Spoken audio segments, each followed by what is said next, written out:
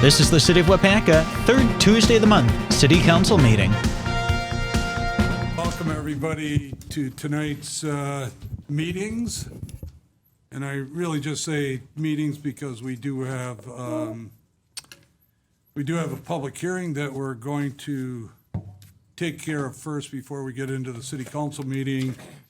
And that public hearing is to give the public the opportunity to talk about our proposed 2023 annual property tax levy budget, which you've seen in your packet. It's on page 2 of your packet. This was noticed, and it has amounts on there. I'm obviously not going to read through the whole thing, but this is a meeting for the public to give their opinion about our proposed budget for 2023. So at this time, I would take testimony in favor of the 2023 budget. If you'd like to speak to the council, step up to the podium, give your name and address for the record. Limit your time to 3 minutes or less. Anybody would like to give testimony in favor of the budget? Hearing none, is there anybody that would like to make testimony in opposition to the proposed 2023 annual budget?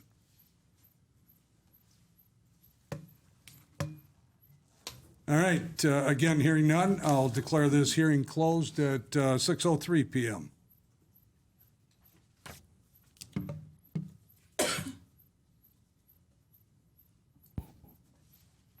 All right, regular city council meeting.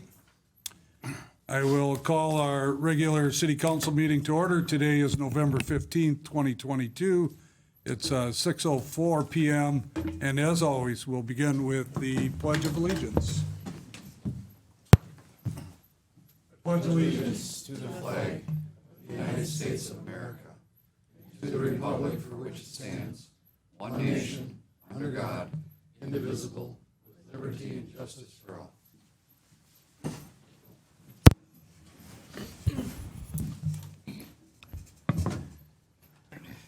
And Sandy, you want to report the open meeting law compliance? This meeting and all meetings of the Common Council are open to the public. Proper notice has been posted and given to the media in accordance with Wisconsin state statutes, so the citizens may be aware of the time, place, and agenda of this meeting. And also take roll for us. Brian Smith. Here. Colin Dykstra. Here. Lori Chestnut. Here. Paul Hagan. Here. Henry Bellicker. Is he online? Scott Perchatsky. Here. Dave Peterson. Here. Paul Mayo. Here. Dimitri Martin. Here. Mary Fair. Here. And Eric Olson. Here. 9 present. We have a quorum.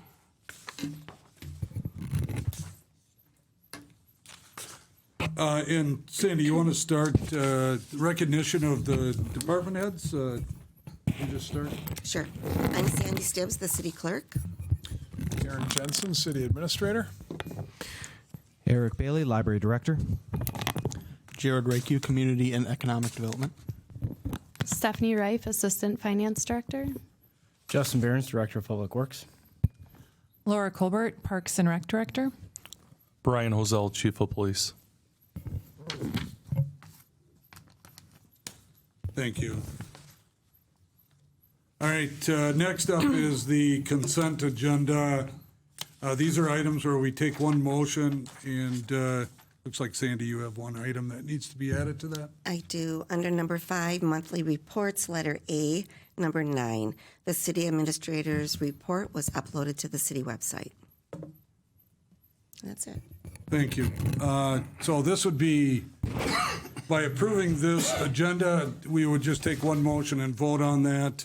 Are there any items that council would like to see moved from the consent agenda to the regular agenda where we would act on those individually? Hearing none, we need a motion to approve. Move to approve. Second. Motion by Martin, that we approve the consent agenda with that one addition. Any discussion? All in favor signify by saying aye. Aye. Against? Motion carried. Regular agenda, Sandy has nothing, but before we approve that, I just want to make a statement to you, and then I'm going to ask a request from you. Normally, the second meeting in November is the meeting where we pass our budget.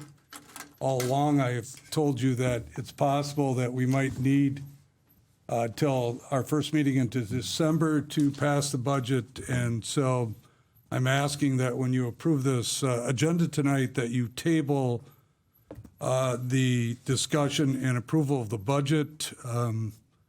We have some items that we want to do a little bit more due diligence on before we give you that budget, and so we need a little extra time.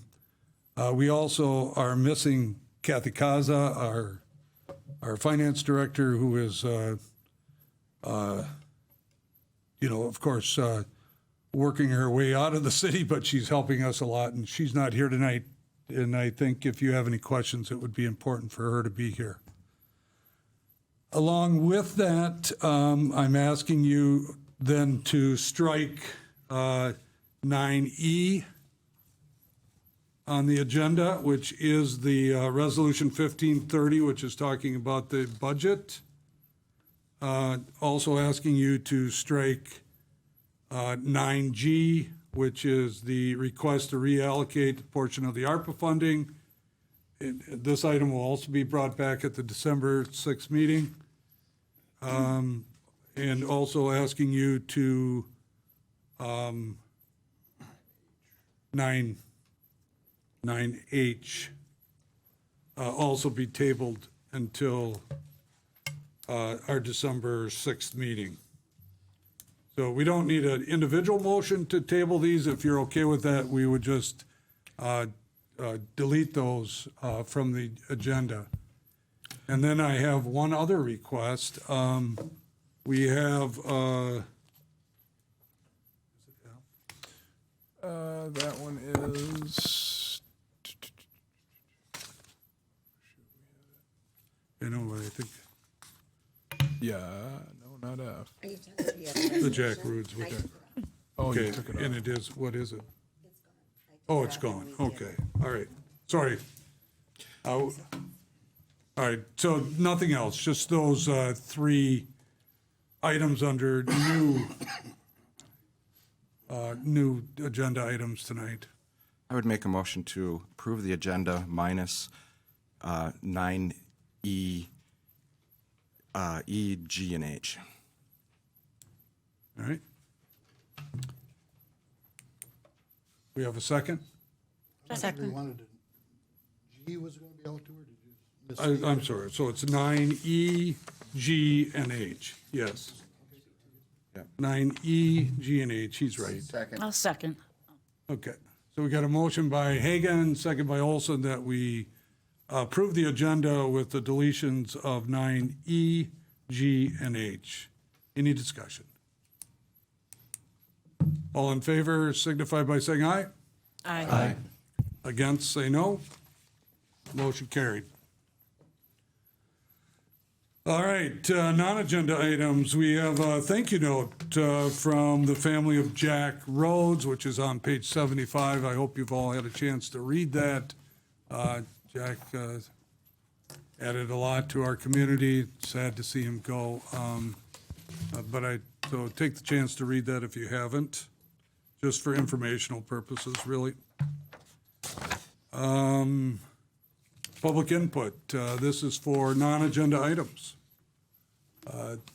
If there's anybody in the public or council that would like to speak to us on a non-agenda item, just let me know, and just try and limit your time to 3 minutes or less on that. Dave, go ahead. I actually have two. One will be very brief. My ward's just got started on leaf pickup today, and I just want to thank the leaf picker-uppers. They do a great job, and now they can chase them down under the snow. So I don't know what they'll find, but I know we honored or mentioned the snow plowers, and probably a lot of the same guys, but I think that's a great service our city does provide. So thank Roger and Justin, whoever else. Thank you. Second item is one that I brought up in April, I think, back in early spring, summer. That we said we'd put it off until after summer so that we could see how parking comes about for our with new Main Street being completed. And I'm still not real happy with the parking lineup in the library and Fulton Street. Union Street's fine. So I want to just bring that up and to public's attention. That parking lot was designed by, when I get people coming, who designed that thing? It's not Justin, it's not the mayor, it was a company we hired. And they tried to get every inch out of it because we're using that parking lot to find spaces when Main Street was being constructed. Without people having to drive 4 or 5 blocks away, they could probably squeeze in here somehow. And so they built it with minimum traffic flow and maximum parking spaces. And the spaces weren't real big anyway, but they're all legal. And so this came up with a class reunion we had this summer, and former classmate, but now lives in, they're Waupaca High School grads, got two I'm going to mention, but they live out in the townships. And one guy, and I didn't know I was on council, he said, boy, you guys did a great job on Main Street. What a nice place. And then it turned to but. And then he brought up the parking in the library area. And then it was all negative from there on, and not always nice words either. So very complimentary to Main Street, very negative to Fulton and Jefferson. And then I met another gentleman that came in for a meeting here at City Hall, and he complained, who designed Main Street? It wasn't me, it wasn't Mayor, it wasn't okay, and gave him the reasons for it. He said, I drive a larger vehicle, and it's not very easy to get into spots, and they're a problem. I know, and he brought up the fact we do have one green pickup truck, and I didn't realize it till I came by, but there's a pickup truck with a back end cover on it, but it backs in over by the First Bank area on the last spot before, and it has to be sticking out 3 feet into the roadway every day, 5 days a week. It was there this afternoon. I checked every day last week. So I'm not sure what time he comes and goes, and weekend doesn't matter. He's parked as good as he can do. He's doing a great job. I see he backs in there. He backs in. I got to clean that so he can get out decently. So he can just pull out, and he always takes the end spot before the driveway to the bank. But anyways, because of those reasons, I bring this back up to rediscuss it at staff or whatever. Peg Burrington, before she did leave, had a survey. I remember this at what could be improved with the library, blah, blah, blah. And you get a few people like to see this with the children's section and this and that. But I know she brought up specifically, one of the main complaints was, I just wish the parking was better outside the building for library users. It's so tough to get in and out for, I'll say typically older people, but it's not just the ones that, people with bigger cars or people that aren't good drivers. I don't think you have a lot of accidents because I think the speed limit is pretty well obeyed and people are pretty careful there. Personally, I'm not that good at backing up, and I can get my car in, and I park always on an end or where there's 2 or 3 spaces, so I got plenty of room. Then I come in, do my business, and I hope I go out, there's not cars on both sides of me. So I can back out and I can actually see both ways and try not to back into the car behind me across 2 ways of traffic.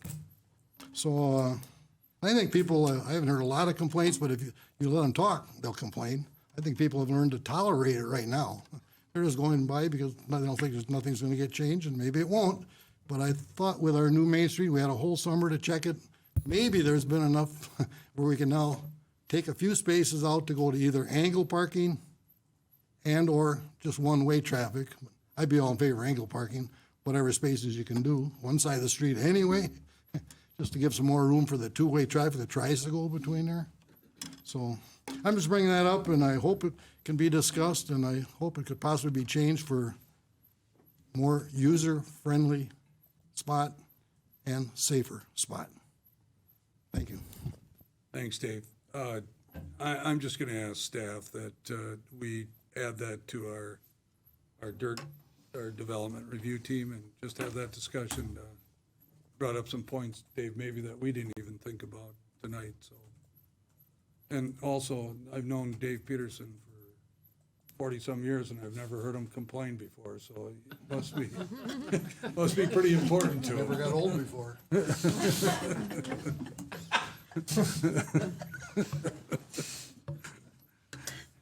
Burned it. I might close an ear. I might close an ear when he talks too, but I'm not sure. of that. Other public input. Any other public input for tonight? All right, let's go into the community reports, department head reports. We do have Michelle Drake was supposed to be here tonight to talk for the Arts and Culture Network. She is unable to attend tonight. So she actually put something together, and she's asked Aaron to read that. So, Aaron, you want to go ahead? Yeah, thank you, Mayor Smith. Michelle says, my apologies for not reporting in person. She has a cough that won't allow her to speak too long. Before I tell you about the Yuletide Trail event, we would like to thank the council and Henry Velliker for being the network's designated representative from the city of Waupaca. We enjoy working hand in hand with the city and feel fortunate to have a good relationship among the city and all the groups in the network. And then she just wanted me to promote the Waupaca Area Arts and Culture Network's 4th annual Yuletide Trail. So I'm just going to read the write-up for that. The 4th annual Yuletide Trail will take place on Saturday, December 3rd in downtown Waupaca. The Waupaca Area Arts and Culture Network, comprised of businesses and local organizations, created the Christmas event to bring a unique holiday celebration to Waupaca. The main activities of the Yuletide Trail will be from 8 a.m. to 4 p.m., with many shops and restaurants being open earlier and later. The day includes a cookie walk with stops at participating downtown shops to collect your homemade cookies. Inside the tins, you will find a special coupon book and a map to all the cookie stops. You can purchase a limited edition collectible cookie tin in advance at the Holly History and Genealogy Center, Waupaca Area Chamber of Commerce, NCVB, Northern Home, or Community First Credit Union. On the day of the event, tins will be available in the city square if not sold out. Tins are $20 and are limited. Sale of the cookie tins benefit the Waupaca Historical Society and are sponsored by Community First Credit Union. Everything starts on Friday night, December 2nd, with a special showing of the movie How the Grinch Stole Christmas at the Waupaca Public Library at 6 p.m. The free movie will be interactive. You can enjoy popcorn, and the whole family is welcome to attend. On Saturday, inside at the library conference rooms, paint a holiday rock with members of Waupaca Rocks from 10 a.m. to 2 p.m., holiday story time at 10 a.m., and at 11 a.m., holiday folk singer David Drake with a sing-along with the kids. Oh, there's a lot more than I thought. Okay, sorry. Inside the City Hall Library lobby shop and Winter Farm Market will be offered from 10 a.m. to 2 p.m. outside the City Hall Library lawn. Enjoy a warm campfire, make s'mores with the library's teen volunteer agents, enjoy a warm cup of cider, do a craft with the Arts Hub, buy a Yuletide cookie tin. At noon, enjoy the carols of the Waupaca High School Madrigal Singers. And at 1 p.m., the Waupaca Community Theater Carolers. And be sure to stop in at the Danes Hall for a children's Christmas party, including a visit from Santa Claus. They'll be collecting Toys for Tots donations as well. Shops and restaurants will be open to welcome holiday shoppers with many offerings special throughout the day. Many local businesses are participating in a window decorating contest. Donations to the Waupaca Area Food Pantry will be collected at each location to determine a winner. The city square will be adorned in holiday fare with a 10-foot Christmas tree decorated in red in the bandstand. More details are available at the 4th annual Yuletide Trail Facebook event. All right. Thank you for your time this evening. All members of the Waupaca Area Arts and Culture Network would like to thank you for your continued support. Thanks, Aaron, for reading that. Appreciate that. With the anticipation that this was going to be a fairly long meeting tonight with the budget discussion, I did tell the department heads that they would not have to give their reports tonight, so I'm not going to put them on the spot and ask them to do that now that we've cut the meeting short. So we'll just move on to unfinished reports or unfinished business. We have ordinance number 20-2022. This is an ordinance amending Chapter 17 of the City of Waupaca zoning ordinance, and this is actually the second reading. Jarrett, this has got your name all over it. Thank you very much, Mayor. So this agenda item starts on page 76 of your packet. That is the ordinance. A better spot to start to see side-by-side comparisons would be page 81 with the red line that's available. Again, this is the second reading of this ordinance for proposed ordinance change. What we're looking to do here is a couple of different things.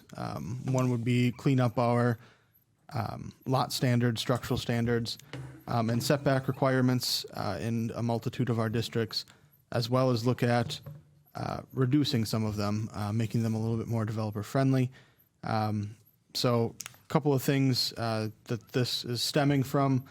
This is stemming one from taking a look at a lot of substandard lots that we have in the city, looking to better accommodate those. They are scattered throughout the, say, main part of the city. Obviously, on the Eastgate subdivision by the airport, there's really not any in that area, but more of the older parts of town, they're really scattered around. Taking a look at those, it wasn't, I guess there isn't much of a difference that you can tell, that they are substandard. Looking at our current requirement of 8,500 in most of the zoning districts here. But a lot of those different parcels, you can't really tell that they are substandard. So the question arises of why do we need to have standards that would make these lots substandard?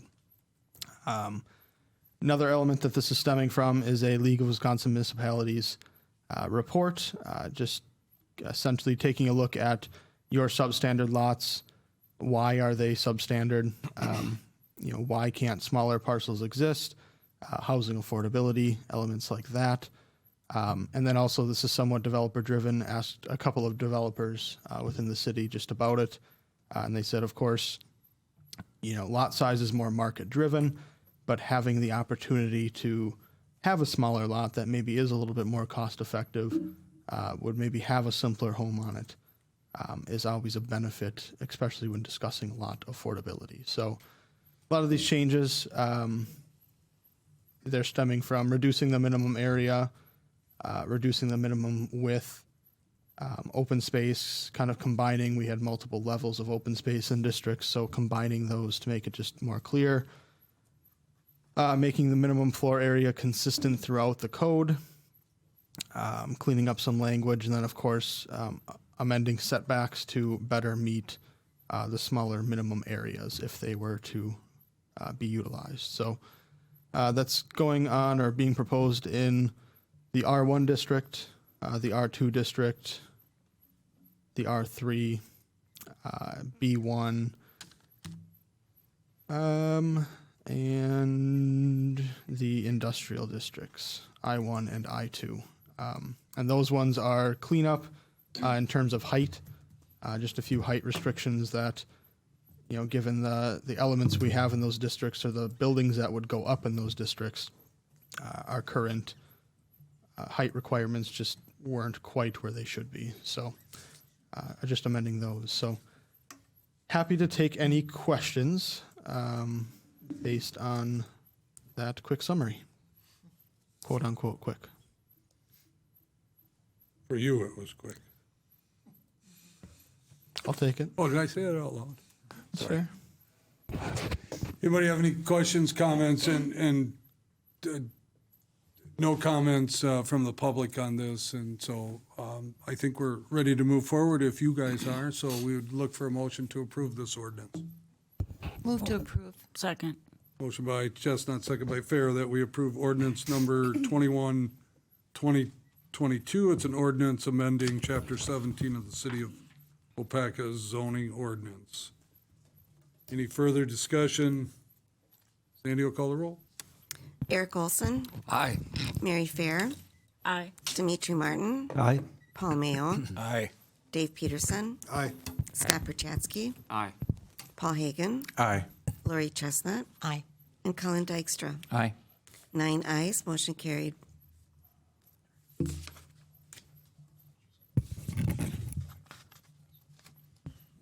else?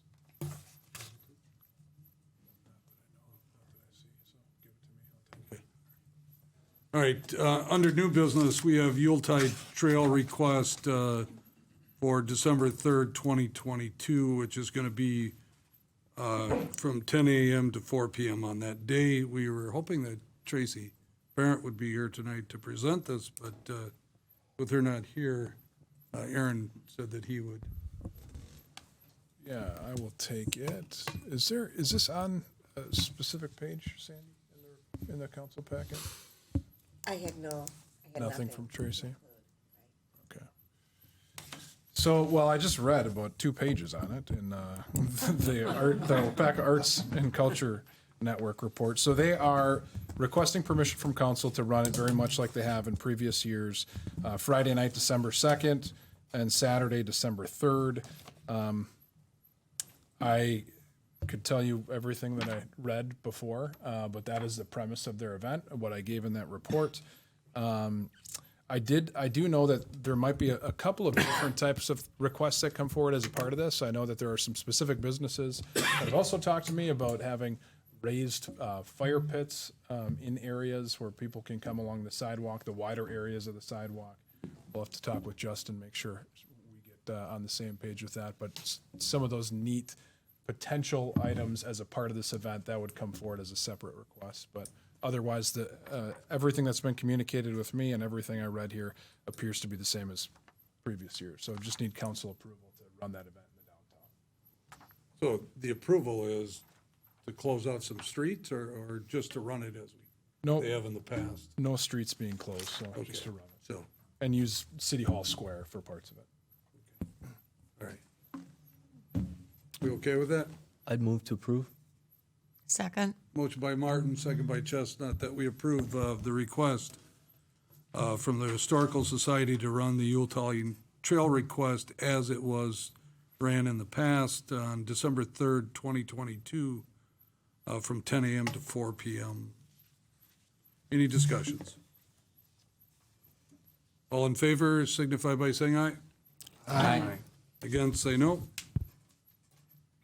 Motion carried. Next up, we have license report number 1601. This is a Class B intoxicating liquor license and Class B fermented malt beverage license for Sir RZ LLC, known as Fiesta California Fire Grill. And this is at 108 East Union Street, and we all know that as the former Weasel's building. We have Jose, right? Sorry, I should have wrote your names down when I was back there talking to you. But we have Jose in attendance tonight. If you want to ask questions, I'm also going to give him the opportunity to talk about his business a little bit after this. We've done the background checks. Everything is okay. Chief? Right? Everything's okay there. So this is just really a transfer of the liquor license from the former owners to the new owners, so it's pretty clean.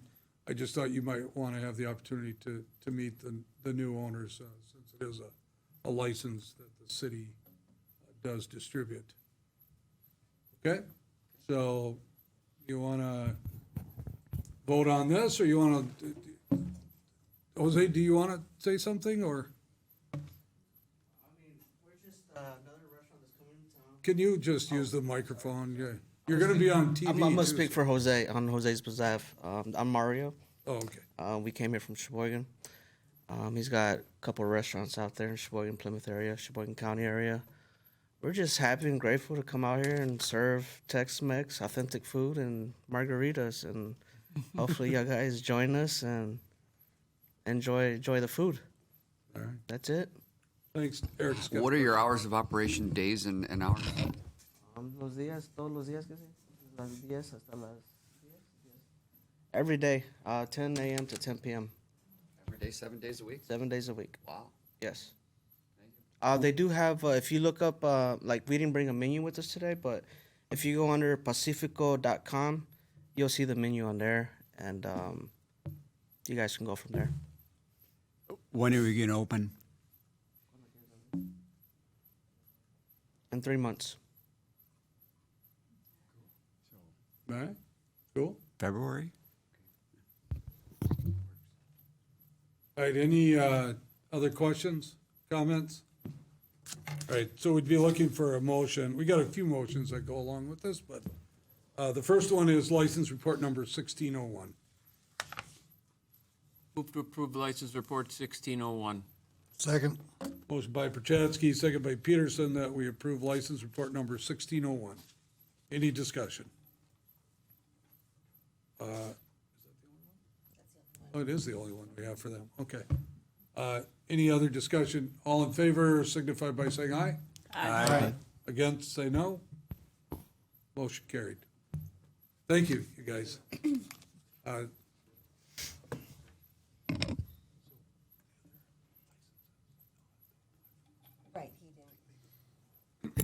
You didn't want the gambling machines or the amusement devices license at this time, was that correct?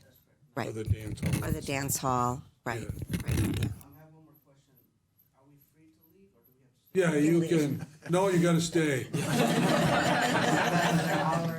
We're gonna stretch it out as long as we can possibly. No, you're certainly are free to leave. Thank you for coming, though, I appreciate that.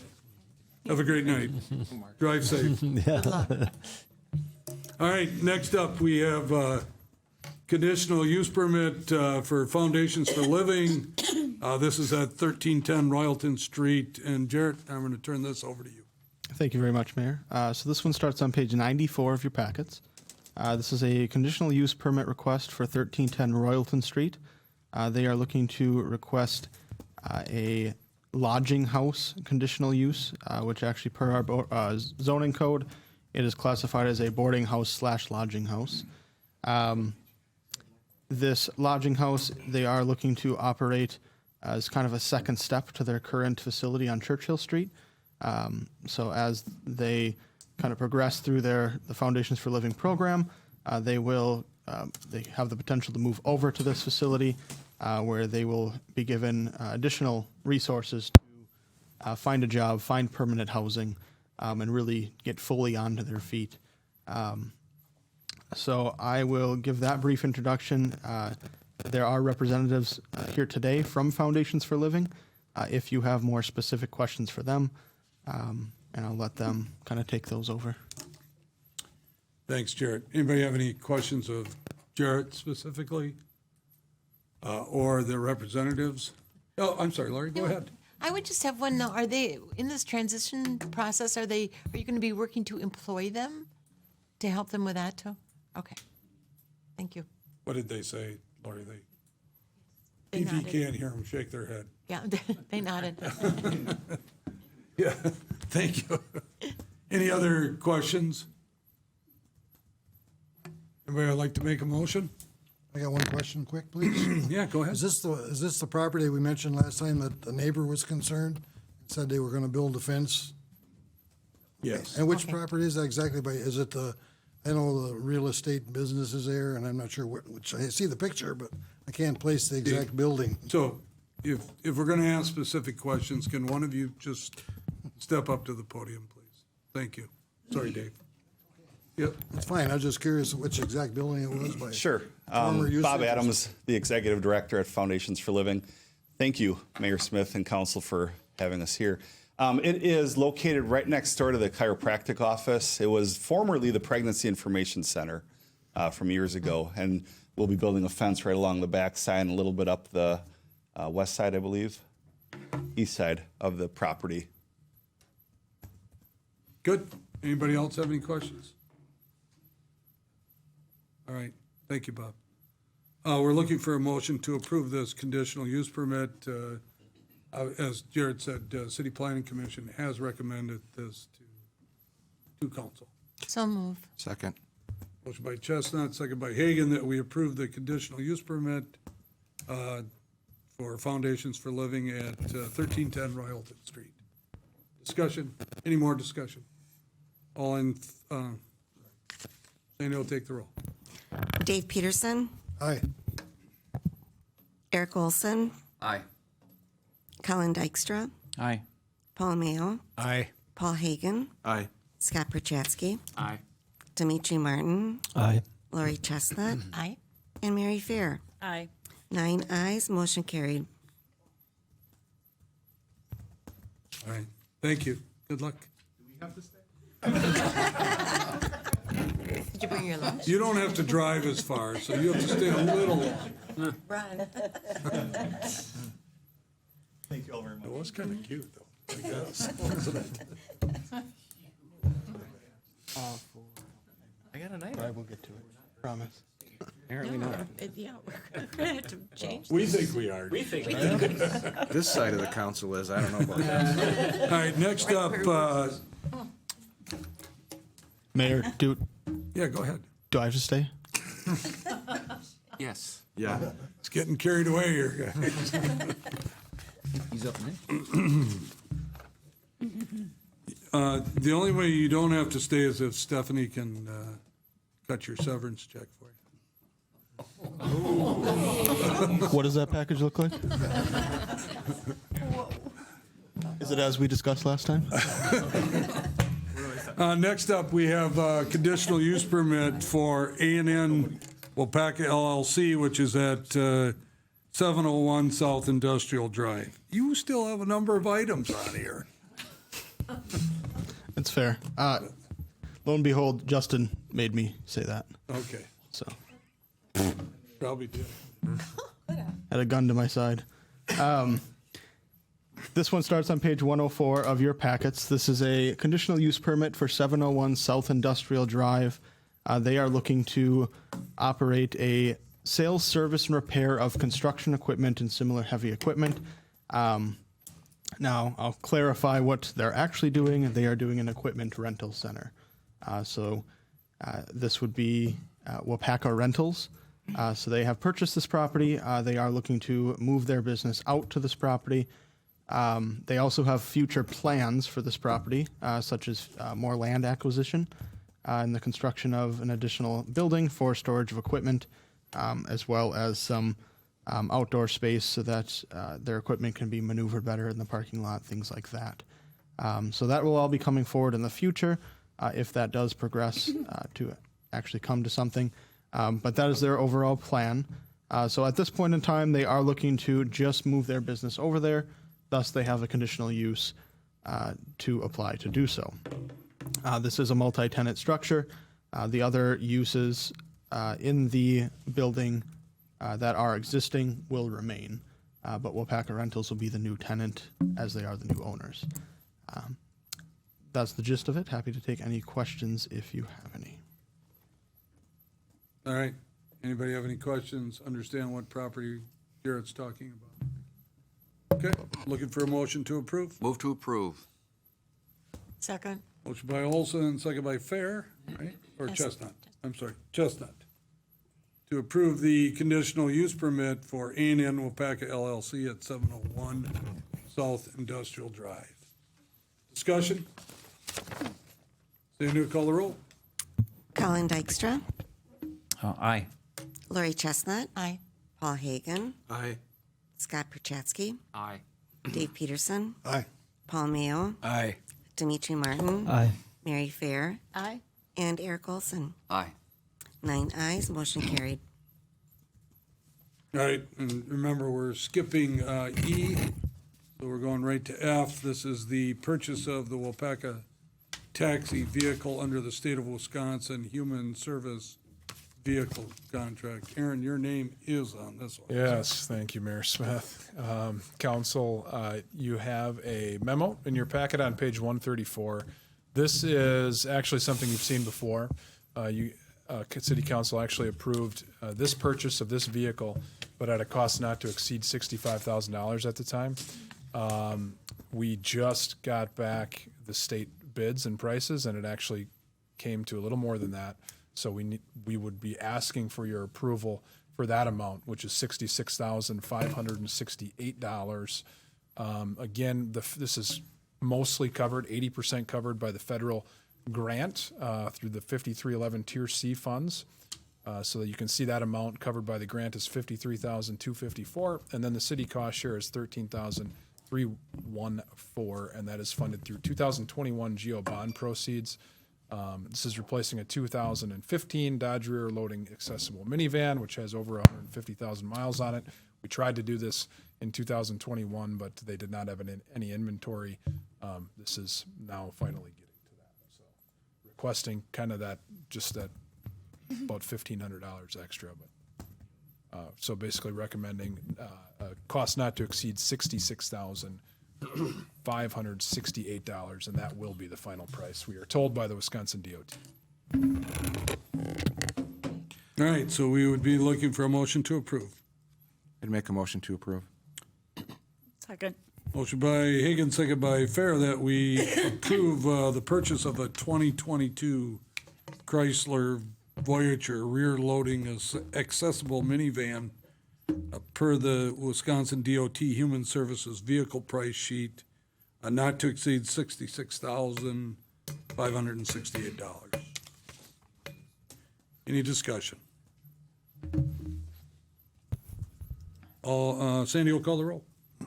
Eric Olson. Aye. Mary Fair. Aye.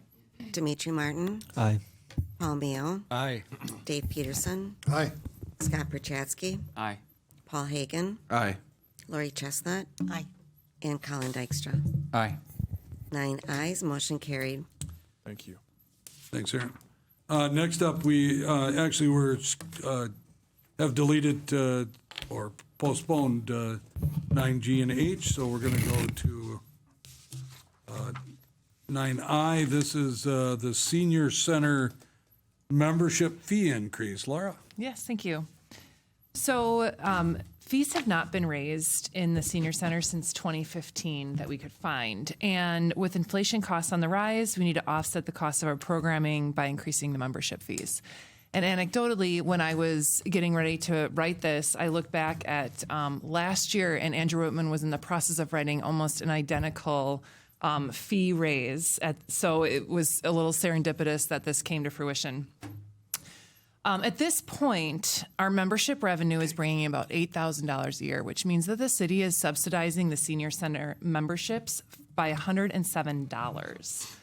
So the taxpayers are paying, the cost $107,000 to run, so the city is subsidizing $99,000 of that, which is another reason why it's really important to increase the fees a little bit. So we are looking to increase the non-city resident fees to $50 a year, and we're going to do this incrementally at $10 a year until 2025. So if you see on the memo here, next year we're going to raise the fee to $30, and 2024 it's going to be $40, and by 2025, again, as I mentioned, we're going to reach that $50 count. Farmington currently offsets the cost or subsidizes $10 for the residents. So you can see on the right-hand column how Farmington residents are going to have their fees subsidized. Farmington is also going to take a look at this, and they may do more in the future, but this is where we're at right now. With our current enrollment of 383 non-city resident members, that will be a revenue increase by approximately $11,500. And then the city resident fee will increase to $25 with a $5 increase for the next 2 years. So next year they'll have $20, and then 2024 they'll have $25. And that will increase the revenue by approximately $2,000 for our 216 city residents. So the recommendation is to increase the senior center fee on an incremental basis so that by 2025, non-residents pay $50 and city residents pay $25. All right, everybody understand what is being recommended? Questions? Those are annual fees? Those are annual fees, that's correct. All right, good Yes. deal. Yes, it is a good deal. I think it's the best bargain in town. If someone comes in December, do they pay prorated or do they pay the So whole year? At this point, I think it's prorated, and at this point, we're asking that nobody pay anything. And well, I mean, if they want to join right now, I think they're letting them join, and then they're gonna, after today's meeting, they're gonna start collecting fees for 2023. Mm-hmm.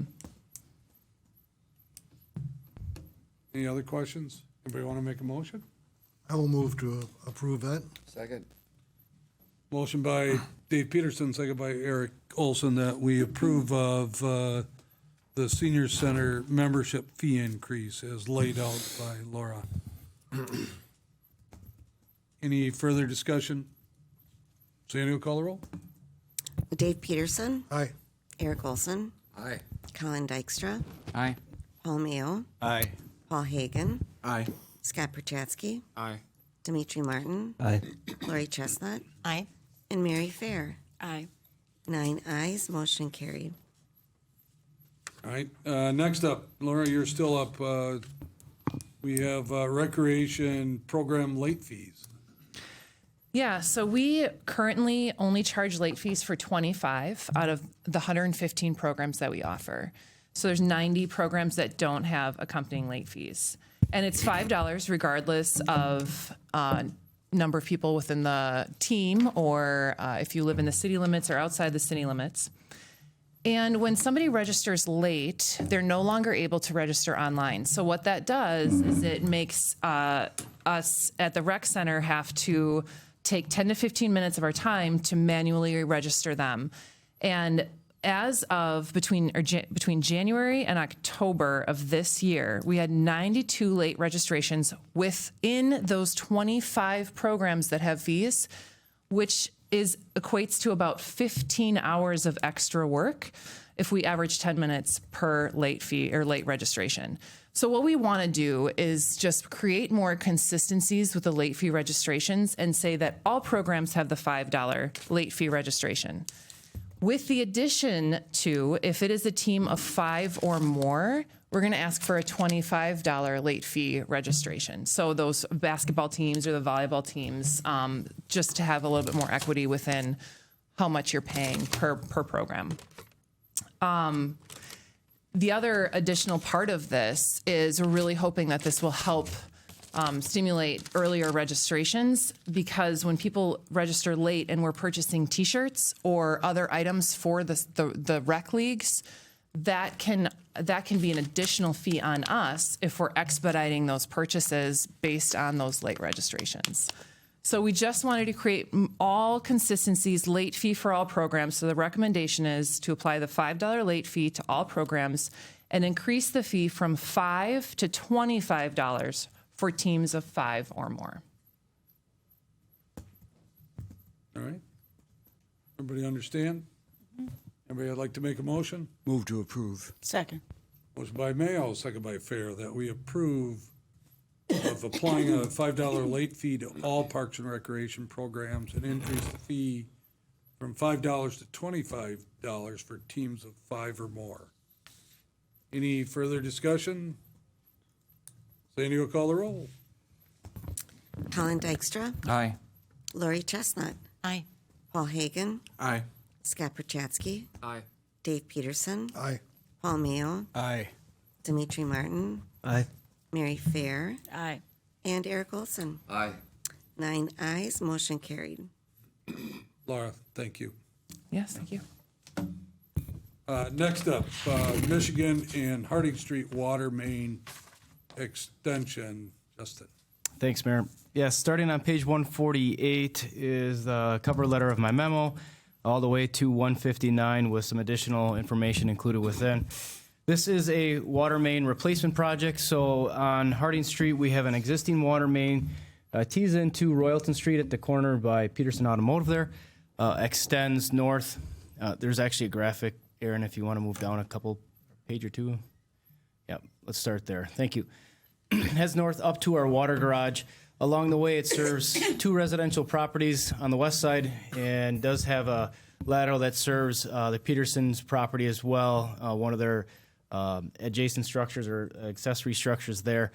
So it's a 4-inch line, so it is undersized by DNR code, and we want to replace it, upsize it, and the big point of that is when we have major flow events such as fires, 4-inch lines can't keep up. The big driver for this is because of our new facility that's going in next year. We need to upsize the line so that we can have adequate protection for our sprinkler system within that building. So while we're doing that, we are going to add on a section of new water main on Michigan Street. You can see in blue there, that's our existing system. There is a gap there within that block. So we'd keep going down the block Michigan, which would create a loop or redundant system as it's called. And that would provide better service to everyone in the localized area, better flows and pressures. And then when we do have service work such as leaks and we have to shut off certain areas, the water can go around the other way. So improving our service through all those times. So we put this project together separate from the facility bid. Well, it was a water project, and we just thought it was cleaner that way. So we had a design that was created and then was out to bid in mid-October. We received a good number of bids. 1, 2, 3, 4, 5, 6, 7 total bids received on November 4th, which is a very big amount. If you could scroll back up, Aaron, please. And you can see the range there was all very tight. 161 was the high, 125 was the low, and all from companies that we have worked with in the past or recently. And Robert J. Immel being the low of 125, roughly $500. They are a reputable company. They did submit all the required forms and qualification statements. And for this project, the water utility budgeted $150,000, so it fits within that budget, obviously. So with this project, I'm going to be asking for a little bit of a contingency. So the requested action, I have broken up into 3 different actions. If you could scroll down one page, please, Aaron. So first off, the pavement in that area, we know we have to replace it when we do this water main work. The pavement is not in the best condition, so I'm assuming we're going to have a little overrun of that item. So with that, I'm asking for a contingency of $6,500 on top of the low bid for Immel.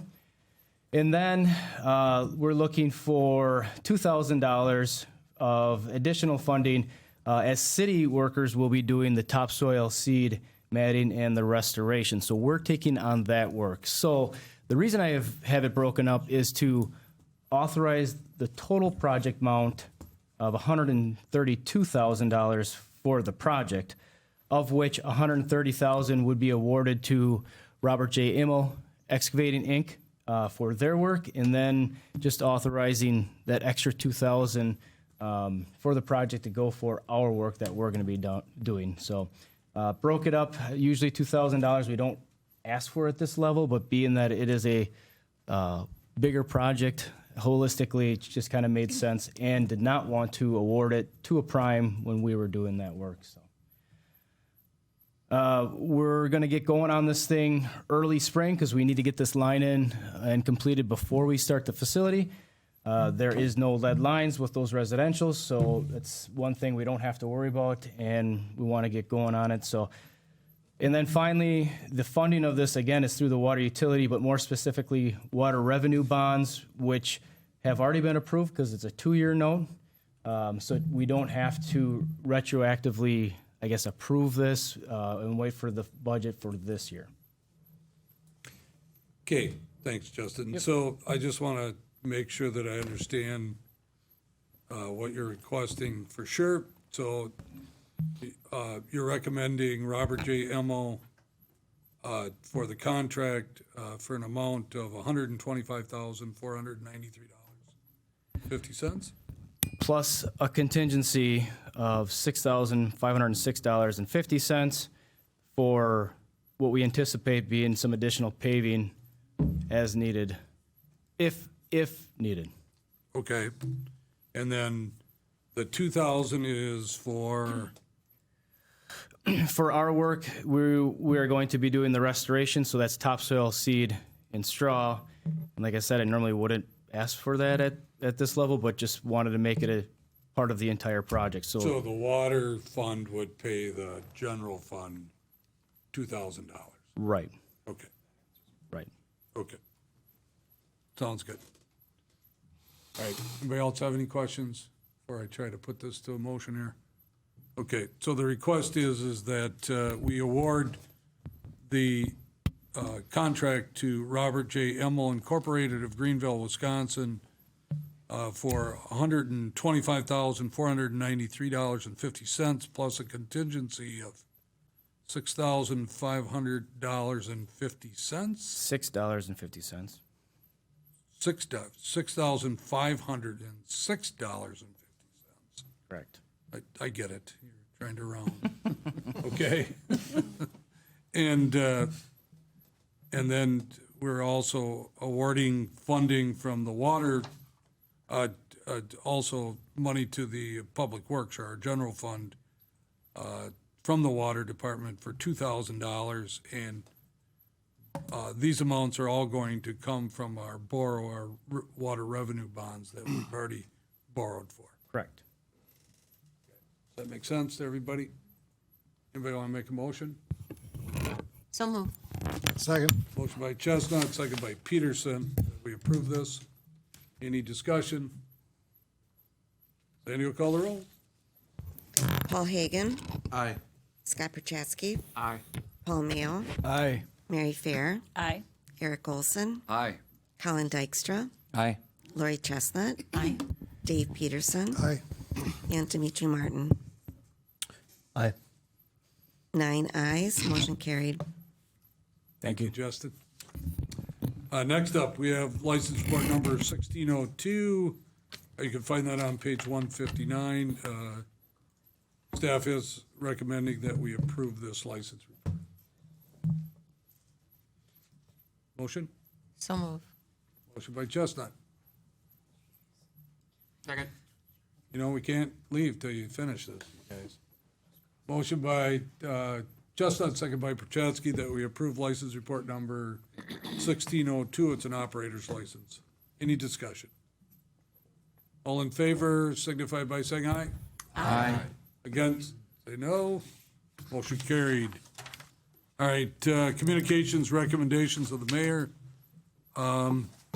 We're still tracking, you might have be thinking, but we're still tracking canceling the December 20th city council meeting to just give you guys a little extra time off, and staff for that matter. Aaron, you want to touch on the appreciation party again? Yeah, that will be December 14th. We're going to eat in 2 sessions, 11 o'clock and 12 o'clock at the Recreation Center. Again, it is open, staff appreciation and council appreciation. We have a crew that's working on putting that together, so we look forward to seeing everyone there. Yeah, and you can stay for both.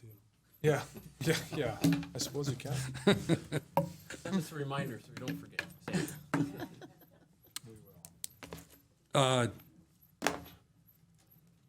I just want to wish everybody a happy Thanksgiving, and any of the yous that are deer hunting, be safe, and obviously be safe on the roads. The ice out there, it's not you that you should be worried about, it should be the other driver. So be careful, be cautious. And I do want to finish up by thanking Mary Fair for her time with us. It's been appreciated. You've added value to council. Thank you. And we appreciate that a lot. And I'd just like to turn it over to you, and you can also make the motion to adjourn when you're ready. Good. So I just want to say thank you to everybody for having me. It's been an honor to serve the First Ward and working with all of you. So thank you. It's been fun. I've learned so much. It's crazy. But it's been good. And I would encourage anybody in the city, in Ward 1, who's at all interested, just call the city, call Sandy, the city clerk, and look into how you can put your name forward to be an alder for the city of Waupaca. It's a great thing to do. So thank you. Thanks, Mary. I would move to adjourn. Motion by Fair, second by Peterson, that we adjourn. All in favor signify by saying aye. Aye. Against, say no. Motion carried. We're adjourned at 7:02 PM. Have a great night, everybody.